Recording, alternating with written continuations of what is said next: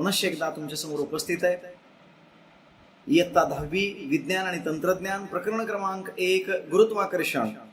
आज आपण चौथ्या व्हिडिओला सुरुवात करतोय आणि आजचा जो विषय आहे तो आहे एक समान वर्तुळाकार गती आणि अभिकेंद्री बलाचे परिणाम काय होतात आणि अभिकेंद्री बलाचे परिणाम काय होतात।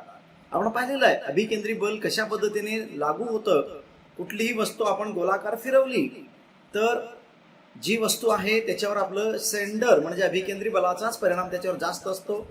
तर आपण सुरुवात करतोय त्यासाठी मित्रांनो पहा, एक वस्तू आहे, एक वस्तू तुम्हाला दिसत असेल, मागच्या व्हिडिओ सुद्धा पाहिलेला आहे आपण। एक दगड आहे आणि तो दगड एक समान वर्तुळाकार गतीने फिरताना तुम्हाला दिसत आहे। तुम्ही पाहताय चित्रामध्ये, तर एक समान गतीने तो फिरत आहे। ज्यावेळी एक वस्तू एक समान गतीने फिरते त्या वस्तूचे वस्तुमान m असणार आहे, त्याचबरोबर त्याची त्रिज्या r असणार आहे आणि त्याचे चाल किंवा वेग आपण v म्हणतोय, तेव्हा त्या बलाचे परिणाम काय असतात, F बरोबर mv वर्ग छेद r इतकं असतं। पहा इथं तुम्हाला दिसतंय वस्तूचे वस्तुमान आपण m मानलं, त्यानंतर त्याची कक्षेची त्रिज्या जी आहे ती r आहे, चाल v न दर्शवलं तर बलाचे परिणाम हे F बरोबर mv²/r असतं। मित्रांनो हे झालं एक छोट्या वस्तूच्या बाबतीमध्ये।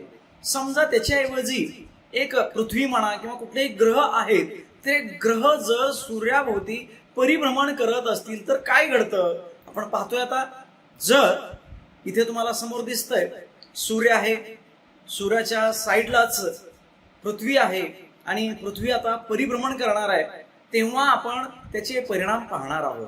तर पहा, पृथ्वी तुम्हाला गोलाकार फिरताना दिसली तर त्यावर आपण काय सांगू शकतो, जर एक ग्रह, कुठलाही ग्रह असू शकतो, तो वर्तुळाकार कक्षेमध्ये, पहा वर्तुळाकार तुम्हाला दिसलेला आहे, आता सूर्याची परिक्रमा करत असेल, परिक्रमा याचा अर्थ फेरी पूर्ण करणे, तर सूर्याच्या दिशेने प्रयुक्त होणारे अभिकेंद्री बल, अभिकेंद्री बल हे कोणाकडे प्रयुक्त होते, सूर्याकडे। ते किती असतं, F बरोबर mv वर्ग छेद r इतकं असतं।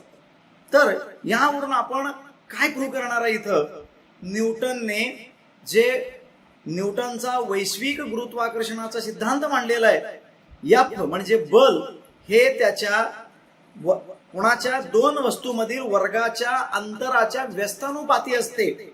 म्हणजे F हे r वर्गच्या व्यस्तानुपाती असते। F प्रपोर्शनल 1/r वर्ग हे आपल्याला सिद्ध करायचं आहे आणि त्यासाठी या न्यूटनने कोणाची मदत घेतली, तर न्यूटनने मदत घेतलेली आहे केपलरच्या तिसऱ्या लॉची, म्हणजे केपलरचा जो तिसरा नियम होता t वर्ग छेद r क्यूब बरोबर k, याचा वापर त्यांनी केलेला आहे। तर नक्कीच तुम्हाला हे समजणार आहे, थोडं कॅल्क्युलेशन आहे, एक्सप्रेशन म्हणतो आपण पाहतोय। तर F बरोबर mv वर्ग छेद r मिळालेला आहे। समजा चाल तुम्हाला 8वी 9वीला शिकलेला, चालचं सूत्र काय असतं, चाल बरोबर त्या वस्तूने कापलेले अंतर आणि त्या वस्तूला लागलेला वेळ म्हणजेच काळ आपण असं म्हणतोय।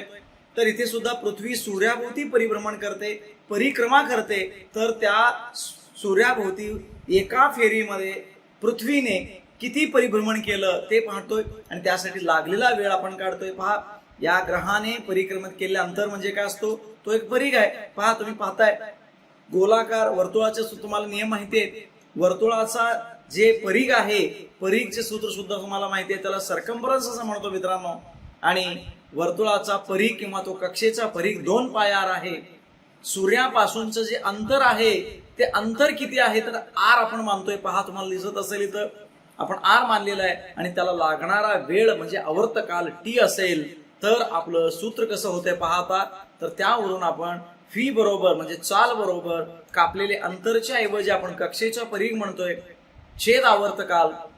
आणि तुम्हाला माहिती आहे कक्षेचा परिघ 2πr आहे, कारण की परिघाचं सूत्र 2πr आहे, आवर्तकाल t मानलेला आहे, त्याला आपण नंबर 1 देतोय। पहा, v म्हणजे चाल बरोबर कक्षेचा परिघ छेद आवर्तकाल बरोबर 2πr छेद t, हे आपल्याला किंमत मिळते। हे तुम्ही लक्षात ठेवायचं आहे तोपर्यंत, कारण की ते आपल्याला पुढे लागणार आहे। v बरोबर 2πr छेद t नंबर 1। आता आपण जातोय आत्ताचा जो सूत्र आहे, कोणता सूत्र, F बरोबर mv वर्ग छेद r, या सूत्राचा आपण आता वापर करणार आहे, पाहूया। तर मित्रांनो पहा, जे सुरुवातीचं आपलं सूत्र होतं अभिकेंद्री बलाचं सूत्र F बरोबर mv वर्ग छेद t. आता 1 वरून आपण जे म्हणलेलं आहे तर 1 ची किंमत जे फी ची किंमत आहे आपण ठेवतोय. फी ची किंमत जस्ट कॅल्क्युलेशन आहे, तुम्ही लक्षपूर्वक पाहू शकता. m कंसामध्ये 2 पाय r छेद t कंसाचा वर्ग आणि छेदामध्ये परत काय असणार आहे तर r आहे, तो r जो आहे तो आपण r तसाच ठेवलेला आहे. तर त्यानंतर आपण पुढे जातोय. या सूत्रामध्ये कसा बदल होणार आहे. F बरोबर m जे होतं m जसा आहे तसंच आहे, 2 कंसामध्ये जे होता त्याचा वर्ग झालेला आहे, पायचा सुद्धा वर्ग झालेला आहे, r चा सुद्धा वर्ग झालेला आहे आणि खाली जो t होता छेदस्थानी तो खाली येतोय पूर्णपणे आणि त्याचा सुद्धा वर्ग होऊन t वर्ग r आलेला आहे. तर पहा मित्रांनो, वरचा r वर्ग आणि खाली r आपण जर भाग घातला तर वरचा एक r कमी होतो आणि छेदस्थानी असलेला r निघून जातो. म्हणून F बरोबर तुम्हाला काय मिळालं 4m पाय वर्ग r छेद t वर्ग असं तुम्हाला मिळतं. आता आपण त्याच्यावर अजून काय क्रिया करतोय पहा मित्रांनो. आता आपण काय करायचं आहे पहा काय झालं. आता मग आता अंशस्थानी r वर्ग आणि अजून एक r आहे म्हणजे तो r घन झाला पहा आणि खाली r वर्ग शिल्लक आहे. म्हणून खाली तुम्हाला काय मिळालं F बरोबर 4m पाय वर्ग r वर्ग या बाजूला जो होतो तो इकडे घेतलेला आहे, r वर्ग इंटू r r घन झाला आणि इकडचा छेदस्थानी असलेला t वर्गला आपण इकडे घेतलेला आहे. कारण की r घन छेद t वर्ग हे केपलरचा नियम आहे का नाही त्याच्या संबंधित आहे. म्हणून परंतु पण आपल्याला माहिती आहे t वर्ग छेद r घनाची किंमत k आहे पण आपल्याला मिळालं उत्तर हे r घन छेद t वर्ग आहे म्हणजे व्यस्त आहे. म्हणून आपण ही किंमत काय करतो व्यस्त रूपात ठेवलं तर कसं होतं पहा. F बरोबर 4m पाय वर्ग छेद k होतं, k हे छेदस्थानी येतं गुणिले r वर्ग बाहेर पडला 1 छेद r वर्ग. मग आपण पुढे बघा काय करता येईल. 4m पाय वर्ग छेद k याला स्थिर मानलं तर फक्त काय शिल्लक राहिला F हा 1 छेद r वर्गला काय व्यस्तानुपाती आहे. F inversely proportional to r वर्ग असं मिळतं. इथे कोणाचा वापर त्यांनी केलेला आहे केपलरचा नियम वापरलाय. म्हणून आपण याच्यावर एक शब्द बोलू शकतो. सूर्य व ग्रह यामधील अभिकेंद्री बल जे आहे तुम्हाला दिसतं ते अभिकेंद्री बल आहे. म्हणूनच कुठलाही ग्रह त्या सूर्याभोवती परिभ्रमण करण्यास कारणीभूत असतो आणि तो परिभ्रमण करतो आणि ते त्यांच्यामधील अंतराच्या वर्गाच्या व्यस्त प्रमाणात असते आपण सिद्ध केलेलं आहे. आणि हेच गुरुत्वीय बल सुद्धा सांगतं.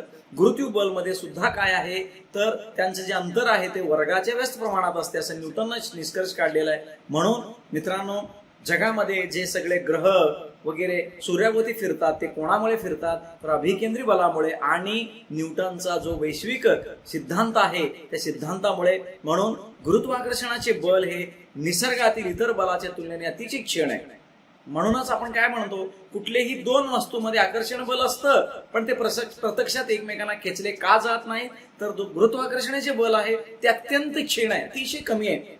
परंतु एवढा असून सुद्धा तो संपूर्ण विश्वाचे नियंत्रण करतो. म्हणजे सगळे विश्व जे चाललेलं आहे एकमेकांवरती फिरणे वगैरे जर हे गुरुत्वाकर्षण बल किंवा अभिकेंद्री बल नसलं असतं तर हे सगळे ग्रह तारे एकमेकावर आदळले असते आणि या सृष्टीची निर्मिती कदाचित झाली नसती. म्हणून ग्रह तारे व विश्वातील इतर घटक यांच्या प्रचंड वस्तुमानामुळे हे अभिकेंद्री बल आणि गुरुत्वाकर्षणाचे बल हे चालूच आहे आणि हे निरंतर चालणार आहे. तर आपण आता इथे सिद्ध केलं. अतिशय सोपा असा कॅल्क्युलेशनचा भाग होता एक्सप्रेशन. तर मित्रांनो यानंतर आपण जातोय आता आपण ह्यानंतर पाहतोय न्यूटनचा वैश्विक गुरुत्वाकर्षणाच्या सिद्धांतावर आधारित 2 गणित आपण पाहतोय. पाहूया आपण आता थेट त्याकडे जातोय. पहा मित्रांनो. तर मित्रांनो तुमच्या समोर एक उदाहरण प्रस्तुत करत आहे. महेंद्र व विराट म्हणजे महेंद्र धोनी व विराट कोहली असे 2 जे आपले फेमस प्रसिद्ध असे क्रिकेटपटू आहेत त्यांचे उदाहरण आपल्या पुस्तकात आहे.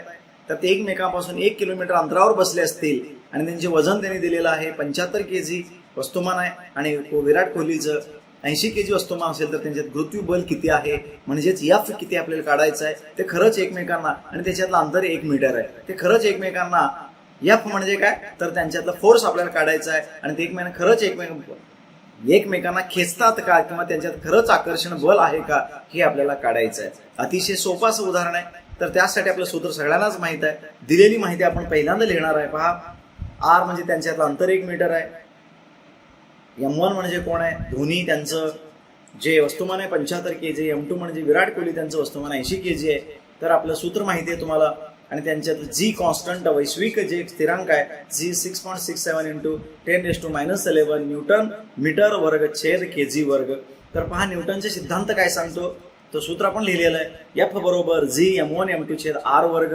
फक्त आपण किमती टाकतोय, किमती टाकलं F बरोबर 6.67 × 10⁻11 इंटू 75 कोणाचं लिहिलेलं आहे आपण, धोनीचं लिहिलेलं आहे, आणि विराट कोहलीचं 80 लिहिलं. त्यांच्या अंतर 1 मीटर आहे. 1चा वर्ग काढून टाकला आपण. मग सगळ्यांचं जर गुणाकार केलं 6.67 गुणिले 75 गुणिले 80 यांचा गुणाकार येतो 40,020 आणि गुणिले 10⁻11 न्यूटन. तर आपण जर हे घातांक कमी करत गेलो तर काय होईल बघा, 4 पॉईंट जर केलं, पॉईंट केल्यामुळे 1 2 3 4 पूर्णांकाने घर इकडे सरकलं. मग आपण -11 मधून 4 अधिक करतोय. -11 अधिक 4 किती येते मित्रांनो, -11 अधिक 4 म्हणजे -7. म्हणजे या दोघांमधील जे गुरुत्वीय बल आहे ते किती आहे, 4.0020 गुणिले 10⁻7 न्यूटन. तर काही विद्यार्थ्यांना असा प्रश्न पडतो, 10⁻7 म्हणजे निगेटिव्ह संख्या आहे का? अजिबात नाही. घातांकामध्ये ऋण असेल तर ती निगेटिव्ह संख्या नसते, पण जर घातांकामध्ये ऋण असेल तर अतिशय लहान संख्या असते. याचा अर्थ काय होतो माहितीये का मित्रांनो, 4 या संख्येला खाली जर घेतलं 10⁻7 तर तो अधिक होतो. 10⁻7 म्हणजे 1 करोड. 4 न्यूटनला 1 करोडने भागलं, 1 करोडने 1 कोटी. जे उत्तर येतं तेवढं त्यांचं अतिशय क्षीण असा काय आहे, गुरुत्वीय बल आहे. म्हणून ते प्रत्यक्षात एकमेकांना खेचले जात नाहीत, पण त्यांच्यामध्ये गुरुत्वीय बल असतो. तर अजून एक उदाहरण आपण पाहतोय मित्रांनो. यानंतर पहा तुमच्या समोर आता पृथ्वी व चंद्र यांची वस्तुमाने दिलेली आहे तुमच्या समोर. दोन्हीमधून अंतर दिलेलं आहे, त्यानंतर जी ची व्हॅल्यू दिली आहे, त्यांच्यात गुरुत्वीय बल किती आहे. याच्यात आत्ताच्या मागच्या गणिताने आता काय फरक पडणार आहे सांगतो. मागच्या गणितामध्ये त्यांची जी वस्तुमान होते अतिशय कमी होते. वस्तुमान कमी असेल तर गुरुत्वीय कमी असतं. पण आता पृथ्वी व चंद्र यांचे प्रचंड असे वस्तुमान असल्यामुळं त्यांच्यामध्ये गुरुत्वीय बल कार्यान्वित होतं आणि ते गोलाकार वर्तुळकार कक्षेत फिरताना तुम्हाला दिसतं. पहा, तुम्हाला इथे दिसत असेल की पृथ्वी भोवती काय आहे, चंद्र हा वर्तुळकार गतीने फिरतोय. तर हा का फिरतोय, तर ते कारण काय आहे, त्यांच्यातलं वस्तुमाने प्रचंड आहे. तर आपण परत येतोय, माहिती दिलेली, M1 दिलेलं आहे, M2 दिलेलं आहे, किमती आपण पाहतोय 6 × 10⁻24 किलोग्रॅम. हे तुम्ही पाठच करून ठेवायचं आहे, कारण की हे निश्चितच त्याच्यात बदल होणार नाही. M2 म्हणजे कोण आहे, 7.4 × 10⁻22 kg कोणाचं आहे, चंद्राचं आहे. म्हणजे पृथ्वीचं 6 × 10⁻24 किलोग्रॅम आहे. त्यांच्यातलं अंतर जे दिलेलं आहे, जी ची व्हॅल्यू दिलेली आहे, फिक्सच आहे सगळ्यांना. आणि त्यांचे अंतर मात्र हे पण लक्षात ठेवा 3.84 × 10⁻5 किलोमीटर. पण आपल्याला उत्तरं मीटरमध्ये हवी असतात, म्हणून त्याला आपण कन्वर्ट केलं. 1 किलोमीटर म्हणजे 1000 म्हणजे 10⁻³ 3 अधिक झालं 3.84 × 10⁸ मीटर हे त्याचं उत्तर आहे. मग परत सिद्धांत आपल्या समोर येतोय. आता गुरुत्वाकर्षणाचा सिद्धांत तुमच्या समोर येईल. आता पहा, सिद्धांत काय सांगतो. न्यूटनच्या सिद्धांतानुसार F बरोबर G(m1 m2 r वर्ग. परत आपण किमती टाकतोय, फक्त कॅल्क्युलेशनचा भाग आहे. 6.67 × 10⁻11 गुणिले 6 × 10⁻24 गुणिले 7.44 गुणिले 10⁻22 आणि खाली 3.84 गुणिले 10⁸ याचा वर्ग. मग 6.67 6 आणि 7.4 या सगळ्यांचा गुणाकार केला मी, किती येतं पहा कॅल्क्युलेटरने, 296.148 गुणिले आता 10⁻35 कसा आला, 22 आणि 24 याची बेरीज 46 येते. 46 मधून -11 केल्यावर 35 येतं आणि खाली 8चा वर्ग 16 आहे आणि 3.84चा वर्ग 14.7456 आहे. परत त्याला भागतोय आपण, 14 ने भागलं त्याचं उत्तर काय येतं पहा मित्रांनो, 20.08 येतं गुणिले. आता इथं खाली 10⁻16 आहे, तो वरच्या बाजूला अंशस्थानी केला तर तो -16 होतो. 35 मधून 16 गेले तर 19 राहतं. 10⁻19 न्यूटन एवढं प्रचंड त्यांच्यामध्ये गुरुत्वीय बल आहे. मग आपण काय करतोय, एक घर इकडे सरकवलं 2.0 म्हणजे 2.0 झालं. एक घर सरकवल्यामुळं एक प्लस झाला, 10⁻19 अधिक 1 20 होतो. म्हणून F बरोबर 2.008 गुणिले 10⁻20 न्यूटन एवढं काय त्यांच्यामध्ये गुरुत्वीय बल आहे. म्हणून F बरोबर 2 गुणिले 10⁻20 न्यूटन एवढं लिहिलं तरी चालतंय. एवढं प्रचंड गुरुत्वीय बल आहे. म्हणून तरी चंद्र हे पृथ्वीवरती वर्तुळकार कक्षेमध्ये परिभ्रमण करताना तुम्हाला दिसतं. अशा पद्धतीचेच गणित अजून पुस्तकात असतील किंवा इतर कुठेही तुम्हाला उपलब्ध असतील तर सोडवा. प्रॅक्टिस करा. या वर्षी 2022 मार्च एक्झाममध्ये अशा पद्धतीचा प्रश्न आला होता. तर आपण अधिक वेळ न घालवता आता इथेच थांबतो. पुढील भागामध्ये आपण भेटणार आहोत आणि तो भाग आहे, पुढील भागामध्ये जो बघणार आहे तो भाग असणार आहे 2 घटक, पृथ्वीचे गुरुत्व त्वरण आणि पृथ्वीच्या पृष्ठभागावर जी चे मूल्य. म्हणजेच काय, acceleration due to gravity small G. आतापर्यंत कॅपिटल जी पाहिलं, आता स्मॉल जी म्हणजे काय, ते पृथ्वीवर कसं कार्य करतं त्याच्याबद्दल सविस्तर माहिती आपण पुढच्या व्हिडिओत पाहतोय. मित्रांनो, तुम्हाला खरंच व्हिडिओ आवडला असेल तर नक्की शेअर करा, सबस्क्राईब करा आणि जास्तीत जास्त मराठी माध्यमांच्या विद्यार्थ्यांपर्यंत पोहोचवा. थँक्यू. जय हिंद.